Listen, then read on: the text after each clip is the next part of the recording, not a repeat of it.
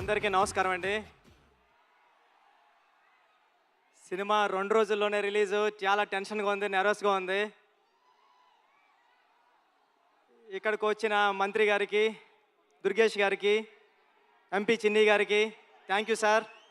మీ సపోర్ట్‌తో చాలా గ్రాండ్‌గా జరుగుతుంది function. Thank you sir. Thank you so much. నా చేతులు, కాళ్ళు వణుకుతున్నాయి నిజంగా చెప్తున్నా.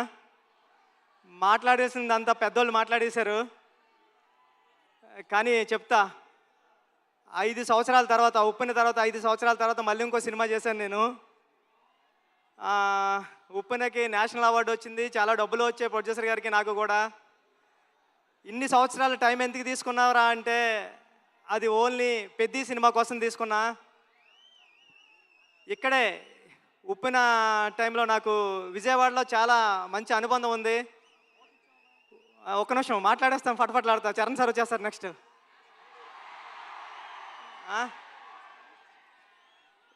ఉప్పెన నేను ఇక్కడే నాగార్జున యూనివర్సిటీ దగ్గర సైకిల్ తొక్కుంటా రాసుకున్నాను స్టోరీ. నేను ఫాదర్ అవుతున్నానని డాక్టర్ గారు చెప్పింది కూడా విజయవాడలోనే. ఆ దుర్గామాత బ్లెస్సింగ్స్ నాకు ఎప్పుడూ ఉంటాయని కోరుకుంటున్నాను. చరణ్ సార్, నేను ఉప్పెన అయిపోయిన తర్వాత ఎవరితో సినిమా చేయాలని టెన్షన్లో తిరుగుతూ ఉంటే నన్ను మీ దగ్గరికి తీసుకొచ్చారు మా గురువుగారు సుకుమార్ గారు. థ్యాంక్ యూ సుక్కు సార్, నన్ను చరణ్ సార్ దగ్గర కూర్చోబెట్టినందుకు తీసుకెళ్ళి. అంటే నాకు ఉప్పెన మెగాస్టార్ చిరంజీవి గారు ఇస్తే పెద్ది రామ్ చరణ్ గారు ఇచ్చారు. నేను చరణ్ సార్కి స్టోరీ చెప్పాను, దేవుణ్ణి మొక్కుని వెళ్ళాను. ఒక్క కరెక్షన్ కూడా చెప్పకుండా, స్వామి దత్తాత్రేయ స్వామి ఇది ఓకే చేస్తే నీకు రుణపడిపోతానని. చరణ్ సార్ ఒక్క కరెక్షన్ కూడా చెప్పలేదు. పెద్ది అంటే ఒక కమర్షియల్ ఫిల్మ్లా కనిపిస్తుంది మీకు, కానీ ఇది కమర్షియల్ ఫిల్మ్ కాదు. చాలా కమర్షియల్ ఫిల్మ్గా ఉంటూ ఒక ఎమోషనల్ డ్రామా ఇది. ఒక ఆటగాడి జర్నీ. అంటే ఆట అంటే ఇన్నాళ్ళు ఆట అంటే ఆగతాయితనంగా ఉంటుంది, కానీ ఆట ఏం తీసుకొస్తుంది ఒక మనిషికి? తన ఐడెంటిటీ తీసుకొస్తుంది, తన గౌరవం తీసుకొస్తుంది, తన చుట్టూ ఉన్న మనుషుల్ని కూడా మారుస్తుందని చెప్పే కథ పెద్ది. అంటే పెద్ది అంటే అలలా ఎగసపడిన మనిషి కథ కాదు, పడినా లేచిన మనిషి కథ పెద్ది. టెన్షన్గా ఉంది. చరణ్ సార్, అంటే ఈ జర్నీలో మీతో గడిపిన రోజులన్నీ నాకు గుర్తున్నాయి. షూటింగ్ డేస్ నుంచి మీరు ఎక్కడున్నాడు కూడా కనిపిస్తలేదు నాకు. షూటింగ్లో నేను కొత్త, అంటే సెకండ్ ఫిల్మ్కే ఒక స్టార్ హీరో డైరెక్టర్ నమ్మివ్వడం అంటే మామూలు విషయం కాదండి. ఉప్పెన అయిపోయిన తర్వాత, చాలా హిట్ అయిపోయిన తర్వాత చాలామంది అసిస్టెంట్ డైరెక్టర్స్ హైదరాబాద్లో కనిపించినప్పుడు కానీ కాల్ చేసి నాకు మాట్లాడారు, అన్న ఇంటికి వెళ్ళిపోతారనుకుంటే మా అమ్మ మా నాన్న ఇంకొక 2-3 సంవత్సరాలు ట్రై చేయరా, బుచ్చిబాబు లాంటి ఓడే డైరెక్టర్ అయ్యారంటే మీరు అవుతారని. అలాగా అంటే ఒక రెండో సినిమా డైరెక్టర్కి ఒక పెద్ద సినిమా స్టార్ డైరెక్టర్ సినిమా ఇవ్వడం అంటే మామూలు విషయం కాదు సార్. నన్ను నమ్మారు, నా కథను నమ్మారు. అంటే ఒక నిజాయితీగా ఒక కథ రాస్తే, పెద్ద కథ ఒక దర్శకుడు రాస్తే, ఒక నిజాయితీ గల హీరో ఆ కథను నమ్మి చేస్తే ఏంటి అన్నది పెద్ద తెలుస్తుందండి. పెద్ద నేను రోజు చూస్తున్నా, ఇప్పటికి నేను 50 టైమ్స్ నుండి 100 టైమ్స్ చూసా. పెద్ద చూసిన ప్రతిసారి సెకండ్ హాఫ్లో లాస్ట్ 40-50 నిమిషాలు నేను ఎమోషనల్ అయిపోతా, నా కళ్ళంటే నీళ్ళు వస్తాయి. సేమ్ టైము నా చుట్టుపక్కల చూసిన వాళ్ళు కూడా అదే చెప్తున్నారు. వాళ్ళు చాలా ఎక్కువ చెప్పారు, నేను చెప్తే బాగోదని చెప్తలేదు. చాలా మంచి సినిమా తీసావురా, చాలా బాగుంటుంది సినిమా, అందరూ చూస్తారు అని చెప్తున్నారండి. ఈ సినిమా జూన్ 4th రిలీజ్ అవుతుంది. ఫ్యామిలీస్తో వెళ్ళండి, మీ కిడ్స్ని తీసుకుని వెళ్ళండి. అంటే పెద్ద అంటే ఒక ఆటంకం వస్తే ఆగిపోయే ఒక కుర్రోడి కథ కాదు, ఎన్ని ఆటంకాలు వచ్చినా ముందుకు సాగే కుర్రోడి కథ. నేను 9th క్లాస్లో ఉన్నప్పుడు చదువుకున్నా, పట్టుదల ఉంటే సాధించలేనిది లేదని. 10th క్లాస్ నాన్ డీటెయిల్లో ఉండేది. అలాగ పట్టుదల ఉంటే ఏమి సాధించవచ్చు అంటే చాలా ఇన్స్పిరేషనల్ స్టోరీ పెద్ద జర్నీ. పెద్దిగాడికి విజయం చాలా ఈజీగా దక్కలేదు, చాలా స్ట్రగుల్తోనే విజయం సాధించాడు పెద్దిగాడు. కానీ ఆ సాధించిన విజయం ఎలా ఉంటుంది అన్నది రేపు పెద్ద థియేటర్లో చూద్దరు. కానీ థ్యాంక్ యూ చరణ్ సార్, నన్ను నమ్మినందుకు, నాకు ఈ సినిమా ఇచ్చినందుకు. మిమ్మల్ని లైఫ్లో ఎప్పటికీ మర్చిపోను, మీకు రుణపడి ఉంటా సార్ ఎప్పటికీ. Thank you sir, thank you. Janhvi madam, thank you. ఈ సినిమాకి మేమందరం మట్టిలో రస్టిక్గా ఉంటే మీరు తీసుకొచ్చి కలర్ యాడ్ చేశారు. మీ మదర్కి మేమందరం పెద్ద ఫ్యాన్స్.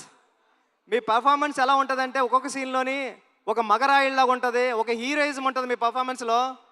ఈ సినిమాలో చాలా మంచిగా యాక్ట్ చేశారు. ఈ అచ్చియమ్మ క్యారెక్టర్ని కూడా మర్చిపోవడం అంత ఈజీ కాదు. క్లైమాక్స్లో మీరు చేసే ఆ పెర్ఫార్మెన్స్ కానీ అన్నీ. Satish sir, thank you so much. ఇంత పెద్ద సినిమాని నమ్మి ఏ రోజు ఒక మాట అనకుండా నన్ను ఒరే నువ్వు చేసుకోపో అన్నారు. ఇది 350 కోట్లు ఎంత అయింది, నాకు 25 కోట్లతో తీసా పెద్ద సినిమా. రవి గారు గట్ట ఉన్నారు, కానీ ఇప్పుడు ఇంత బడ్జెట్ సినిమా నాకు ఇచ్చారు. నేను జాగ్రత్తగానే చేశానని నమ్ముతున్నా, ఎందుకంటే మీరు ఎప్పుడు నవ్వుతానే స్మైల్తోనే ఉన్నారు. Thank you sir, thank you so much. Jagapathi Babu గారు, అంటే హీరో గారిలో రామ్ చరణ్ గారిని ఎలాగా నమ్ముతారో దీంట్లో అప్పల సూర్య అనే క్యారెక్టర్ ఉంటుంది. అది చాలా చాలా మంచి క్యారెక్టర్ అండి. అప్పల సూరి ఫస్ట్ హాఫ్లో అప్పల సూరిని హీరో గారిని ఎంత బరువైన హృదయంతో మోస్తారో అప్పల సూరి క్యారెక్టర్ని కూడా అంతే బరువైన హృదయంతో మోస్తారు.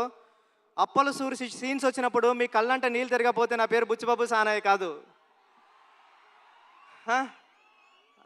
దివ్యేంద్ర గారు, love you so much brother. మీ మిర్జాపూర్ సినిమాకి నేను పెద్ద ఫ్యాన్, మీరు రైల్వే మ్యాన్ కానీ అని. Thank you so much sir. మీరు దీంట్లో పెద్దలో పార్ట్ అయినందుకు, ఆన్ బోర్డ్ అయినందుకు thank you so much sir. మీరు చాలా super actor. Love you sir. రండి సార్.